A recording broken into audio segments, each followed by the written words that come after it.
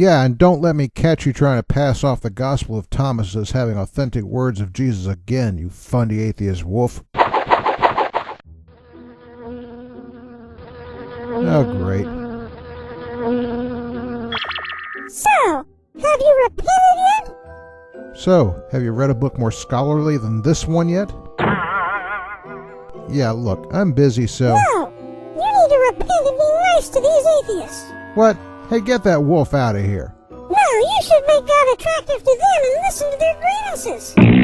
Oh yeah, there's a statement right off of naive.com. Look, Flyboy, these are wolves you're talking about. Their main goal in being here is to devour these sheep. You think you can keep that in mind? Aw, poor thing. I know how you feel. People like him have said such hurtful things about you. But I understand. Hey, what'd you do that for? What'd I do that for? He was about to eat you. You don't even know them. You have no right to criticize them like that. Did you happen to read my blog entry correcting that fantasy of yours? Or maybe for you a vid would be better. Asking you to read something to make yourself better informed is probably nuts.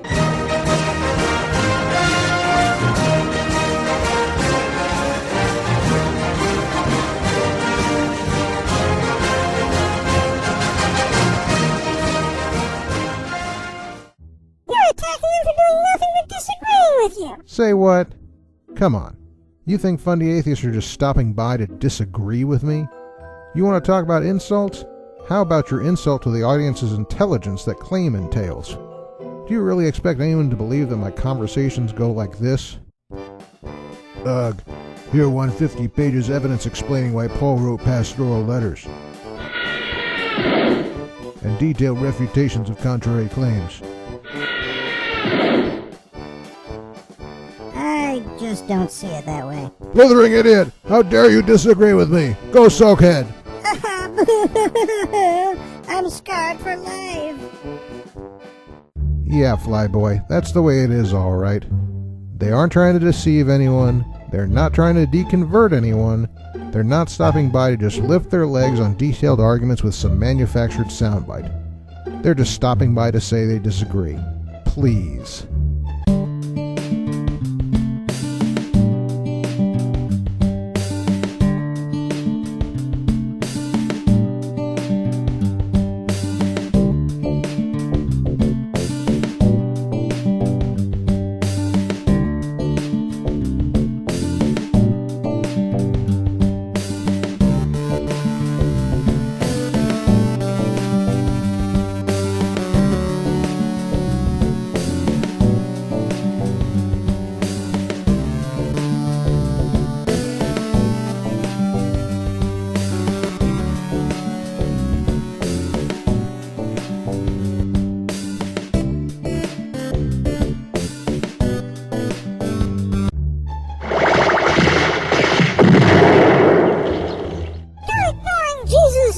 About forgiving enemies.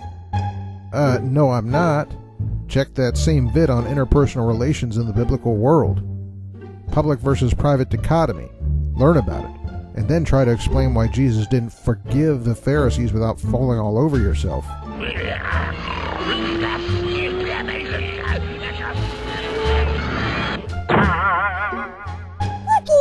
Jesus didn't attack the Pharisees that much. Those are special situations. You attack funny atheists all the time. All the time, right. What dark orifice did you pull that precision statistic from? Look, chum, when exactly did Jesus attack the Pharisees? Tuesdays and Fridays? No, he attacked them when they came after him first. Now, do I go to fundy atheist channels looking to pick a fight in the comments? No. They come to my channel to pick one. There's no numeric limit on how often you can pwn enemies of the truth, Flyboy. Now, you're right on one thing. Those are special situations. But a special situation can occur once a year, once a day, once an hour. It all depends on the data associated with the circumstances. In ancient Judea, there were hundreds of thousands of people, but only a few thousand Pharisees. And most people couldn't get around that fast because walking was the main mode of transportation. So simply by the numbers and the circumstances, yeah, Jesus wouldn't have had that many special situations with the Pharisees. But if there had been tens of thousands of Pharisees, and they'd all had motorbikes to get around, then there would have been a heck of a lot more special situations. Here on YouTube, there's hundreds of fundy atheist wolves who see themselves as anti-evangelists. A lot of them go around looking for a fight, or hoping to find some victim they can dominate. And thanks to electronic communication, they can do it faster and more often than any Pharisee could have dreamed about. Some of them even go to channels that have nothing to do with apologetics or arguments and lift their legs on it for no other reason than to taunt Christians. Look at this.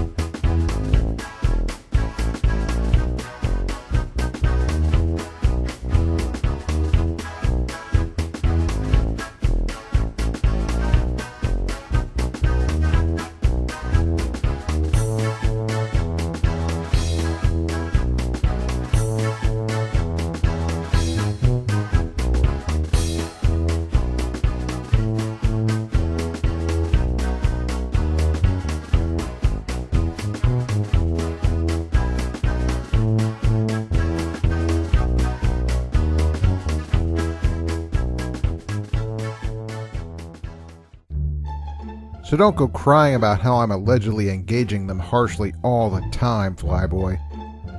To whatever extent I do it, it's because they come looking for trouble all the time. They're the ones who create the special situations, not me.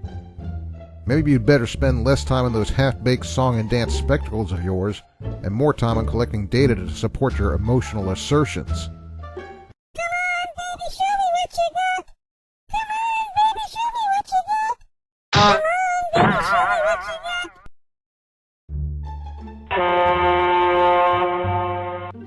When Jesus confronted the Pharisees, he answered their questions in ways that blew their minds and showed them the error of their ways. Yeah, and like I said in my first vid, that shamed them. They were the scholars of the day, and a dumb hick like they thought Jesus was should never have been able to answer their questions or show them to be in error. You gonna pay attention to what I say this time? Or do I need to tattoo it backwards on your forehead so you can see it each time you look in the mirror? When Jesus called them names, he wasn't pointing them, he was calling them what they were. Calling them what they were also publicly shamed them, and that was ponage. It's also exactly what I do to fundy atheists and anyone else who deserves it. Get it? Oh, come on, use common sense. We're supposed to walk in love. Oh, come on, use some scholarship. Your definition of agape love is deficient. It isn't modern sentimentality, and it clearly permitted, and in certain cases even required, harsh treatment and shutting up of enemies of the greater good. Common sense, please. You're not using any kind of common sense. That's just your way of waving the white flag when the facts and arguments fail you. Matthew chapter 5 says if someone strikes you, stand there and take it. If someone drags you into court and sues for the shirt off your back, gift wrap your best coat and make a present of it. And it also says... Whoa, hold it. First of all, dump the hokey message translation. It's way off base capturing the agonistic tenor of those passages. Second, been there, done that.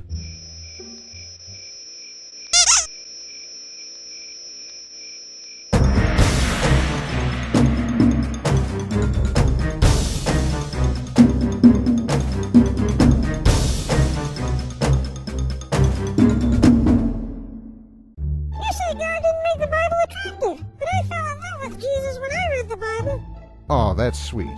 It's also modern sentimentality gone amok. Like I already said, all you're doing is trying to divert attention from the parts of the Bible people don't find attractive. And that's a tactic that will either backfire right in your face or require you to become a Marcionite heretic, ignoring or never bringing up the parts of the Bible people don't like. Do you even know how many fundy atheists say they deconverted because they actually read the Bible for the first time?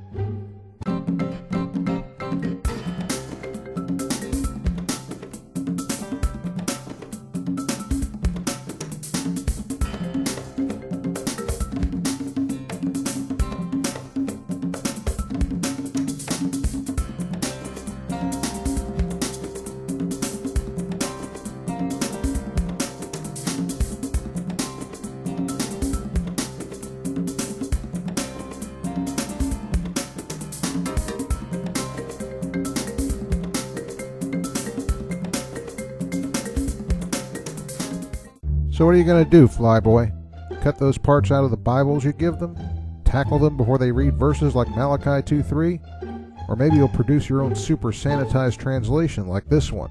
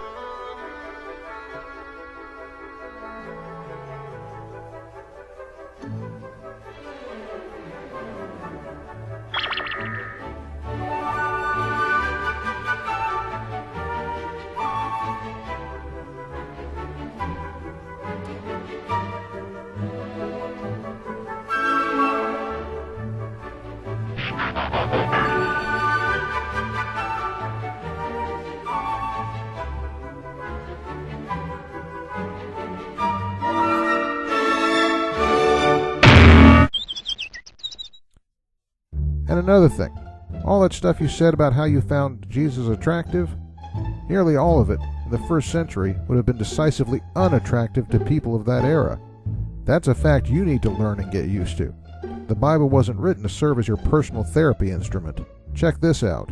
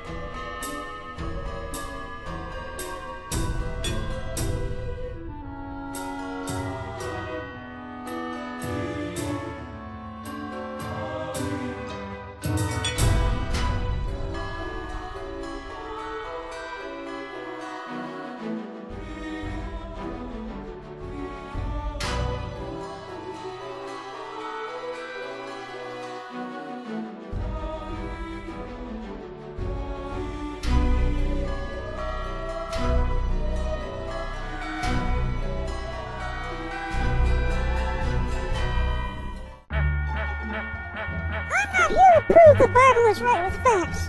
I'm here to show people it's truth by life. You don't live in that world. You're right, and neither did the Christians of the first century. They never used personal testimony or the example of their lives as evangelistic tools, which is a dumb idea anyway. All it does is give fundy atheists a lame excuse to ignore the evidence, like this. Okay, here's 1,000 pages of argument showing why Jesus rose from the dead. That Christian over there is picking his nose. All that rising from the dead stuff can't be true if he's doing that. Now, I'm not saying that Christians aren't called to live an exemplary lifestyle. That was meant to be something passive and also serve the purpose of shaming anyone who accused the Christians of wrongdoing. That sort of example wasn't even intended as a form of evangelism. Yeah, you're darn right I don't live in that world. That world you live in, it's called Bizarro World. People have different interpretations of the Bible. I don't think you can comprehend that. I don't think you can comprehend that most of those different interpretations are dead wrong, and that only one of those different interpretations at most can be right. You ever think about that? Or did you think if you waved your arms around and got mad enough you could get God to repeal the law of non-contradiction? I haven't been doing this very long, but I'm dealing with lots of atheists too. Some of them come at me with anger in the beginning. And when I'm respectful and understanding to them, a lot of them turn into friends. Yeah, no surprise there. You enable their bad behavior, you don't challenge them on their mistakes, and you kiss up to them. Which of them wouldn't want to use you after all of that? You through now? Good. Now let me show you something. Hey Barry, you want to come over here? This is Barry. Now, he's an atheist, but as you can see, he's not a wolf. Barry's interested in learning about Christianity, and he's going about it respectfully. He doesn't go around referring to people as Bronze Age Sky Daddy. He doesn't spell Jesus like some demented grade schooler. He thinks the idea that Jesus didn't even exist is asinine, and he doesn't go around YouTube spamming Christian vids with F-bombs, even if they're just devotional vids. Now Barry, he may or may not stay an atheist, but like I said, he's not a wolf. He asks intelligent questions and he makes intelligent comments that contribute to the discussion. And he's welcome here among the sheep and gets the red carpet treatment every time he comes here. Now listen, Fairy Boy, I don't get mad, but if there's one thing that did make me mad, it would be this. Are you telling me that you see no reason to treat a wolf like a wolf? Do you honestly think that by enabling the bad behavior of these fundy atheists and by affirming their childish and misinformed complaints, you're going to show them Jesus? Do you really think that's going to convert them to anything of substance when all they'll do is turn to Malachi 2:3 and find out that God isn't the tea-sipping, pinky-extended kisser-upper you make him out to be? And don't you care that you're insulting honest seekers like Barry by treating the wolves with the courtesy and respect that only he has earned and deserves?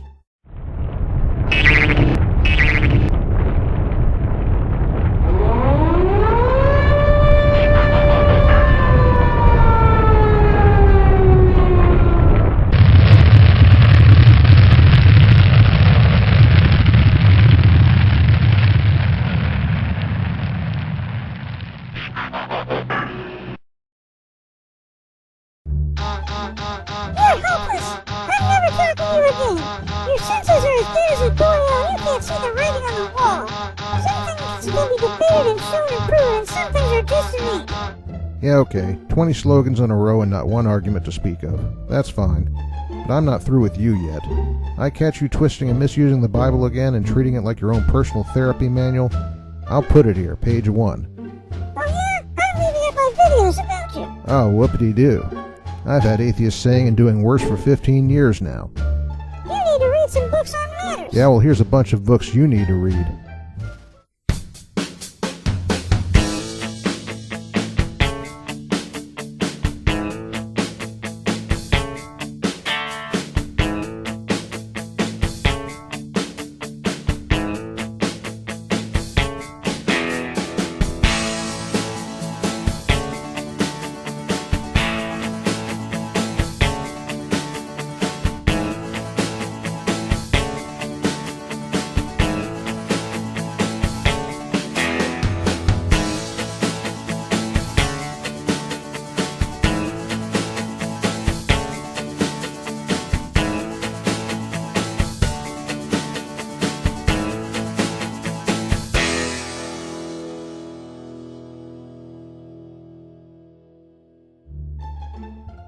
Well, see you around.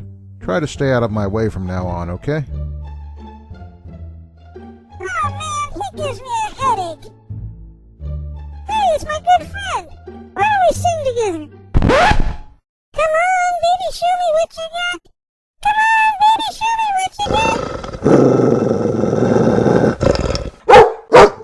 got. Better help him out before that relational evangelism stuff puts him in the hospital.